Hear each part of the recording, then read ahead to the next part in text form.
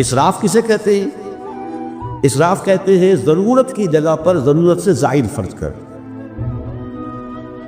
हम अपने घर के खाने में भी एक से ज्यादा डिश पकाना, एक से ज्यादा खाना हुजूर के नजदीक निहायत नापसंद। जरूरत है पेट भरने की, एक सालन रोटी से भी हो जाती है, आपने 4-4 5 पका रखे। ये इसराफ। मीठा हुजूर को बहुत मरहूब था, पसंद था। तो उसमें यह कि एक डिश भी थी, ये नहीं कि 3-3 4-4 डिशें। दाल का हलवा भी है, गाजर का हलवा भी है, फला भी है, फला भी है, और फिर खीर भी है।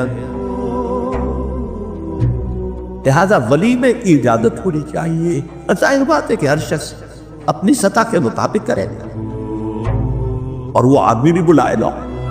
जो कम ही बुला सकता है वो कम बुलाएगा, जो ज्यादा बुला सकता है ज्यादा बुलाएगा। इसके ऊपर भी कोई खास पाबंदी लगाने की जरूरत नहीं है।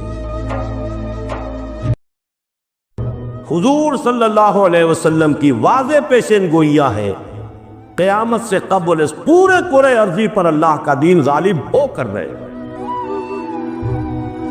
मैंने 12 कहा अपनी तकरीरों में, मैं कभी ना मानता कि ऐसा हो सकता है अगर हुजूर ने ना फरमाया होता। हुजूर से पहले किसी रसूल के हाथों नहीं हुआ, तो अब जबकि नबूवत खत्म, रसूल खत्म, रिसालत खत्म, अब कैसे हो जाएगा? बुद्ध जैसे टटपूंजिए किस्म के कायदीन के जरिए से कैसे हो जाएगा?